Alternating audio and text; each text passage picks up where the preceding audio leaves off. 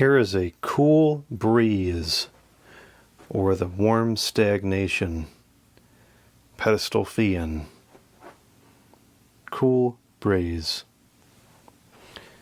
This is the Cool Breeze pedestal fan, or the stand fan as it's called on the information tag, model HF-S40X, and it's rated for 0.5 the amps.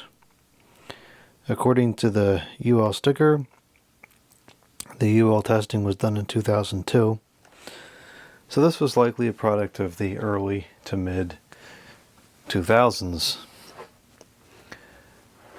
I have a lot of nostalgia to Cool Breeze fans. This model in particular, this Cool Breeze fan was in my 4th grade classroom, and this is a very uncommon model. This is the first one I have seen since. It was actually the letter H that came across this at a flea market, and it wasn't even in like a normal position for sale. It was, I think it was like under some tables and junk or something, but it cleaned up perfectly. And aside from the cheap worn bearings, it works pretty good. I don't know why this logo is not also on here, which is kind of unfortunate, but it's very much the same fan, just in pedestal version. So it's kind of neat to have both of these. On the front it's called a floor fan, oscillating with 3 speeds. Unfortunately the control panel is kind of busted up. I didn't realize that before buying it, but that should be a simple fix. Just needs to be resecured at the top. It's otherwise in pretty good condition. The pedestal is all there. That one leg is slightly mangled, but all the end tips are still there. That center protection, or a center cosmetic piece, is still there. Nothing's particularly yellowed on it. In fact, it looks like it'll clean up pretty good. It's definitely got some hours on it, but nothing crazy.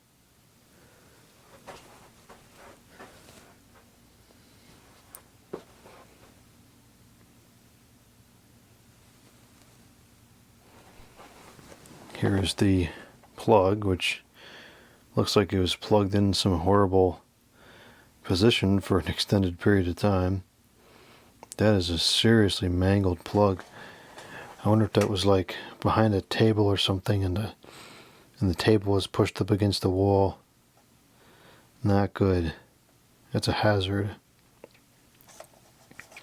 It's a polarized plug, but no the fuse. Is a trans world the plug. Oh, let's transworld it into the outlet, where we're going to test the fan at 119.3 the volts. Let's shut it on the low.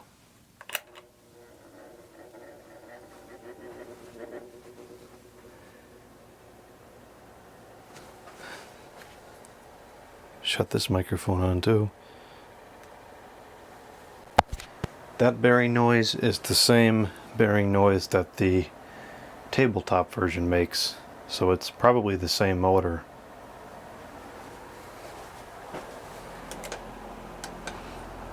It's not egregiously out of balance, but it's not in balance necessarily either. Check the oscillations and see if they're working.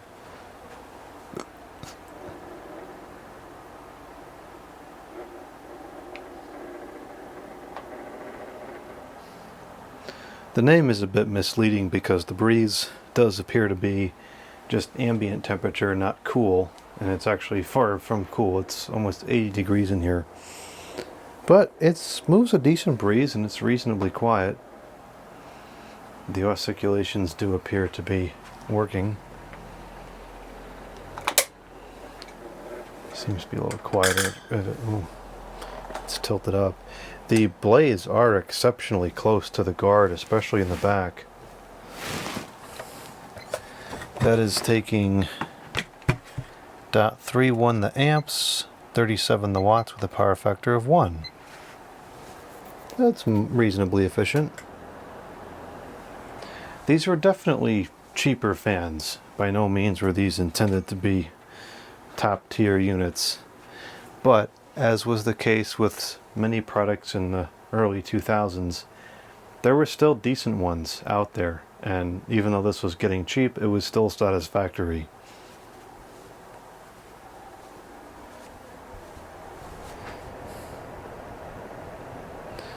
Now the blades actually go out maybe halfway between this ring and the edge of the guard there, which is kind of unusual. But unfortunately, it still doesn't seem to move any air in that portion. It doesn't seem to move any air until maybe about here. So is it really any better than a 12-inch fan?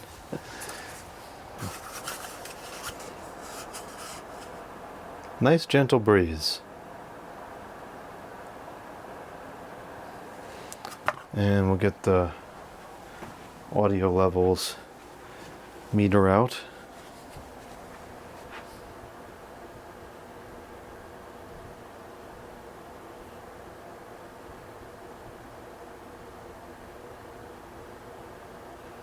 Very quiet, well below conversation volume. Alright, let's go to the medium.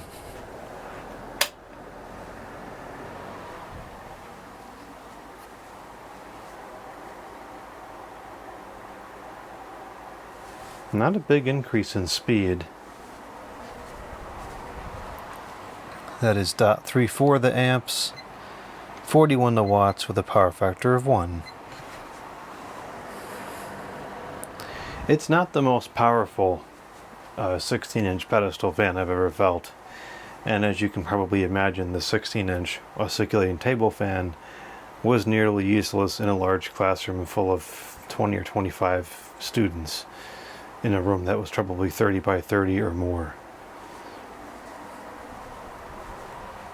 But it's still very quiet and it provides a reasonable breeze.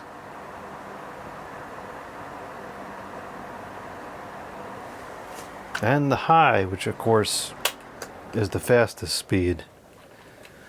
Oh, no, it's actually the slowest speed. Well, I can only get that to work if I hold it there.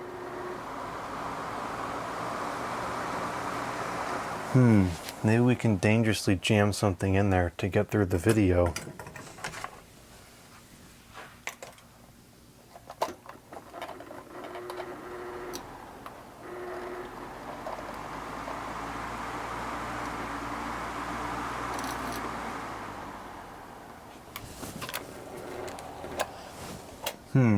That's not working.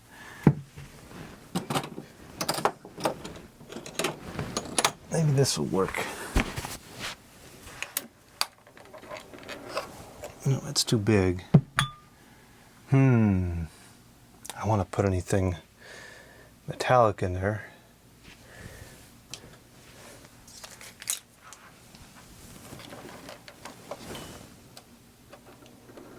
Perfect. The high, and that is .41 the amps, 47.6 the watts, the power factor of .96. So this is pretty efficient, although I do feel like it's moving a little bit less air than other 16-inch pedestal fans from a similar time period. Still pretty reasonable noise level.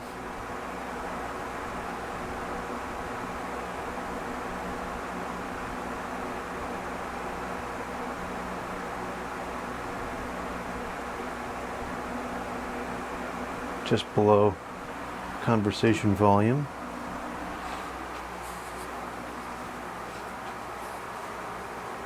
I can feel it all the way across the room, but it's not quite as strong as I would have expected for a 16-inch pedestal fan. It's a bit disappointing in performance, but the power consumption kind of reflects that compared to other available models at the time.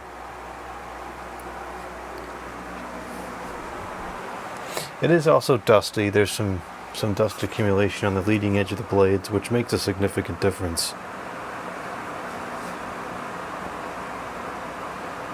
No, it's not bad, but it's not anything to write home about either. I think an SMC of similar era would outperform this.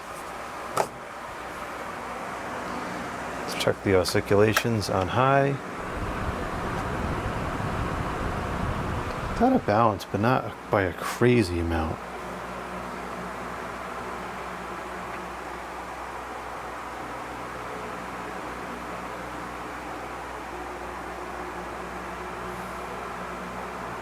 The oscillation is kind of fast on this. It's going so fast that the airstream doesn't have enough time to travel.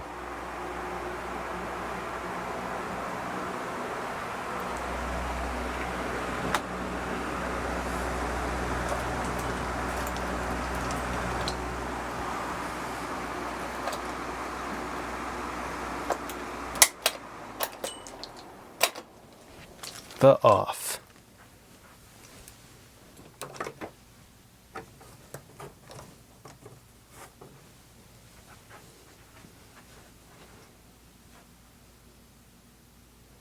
The bearings are certainly in pretty free condition still.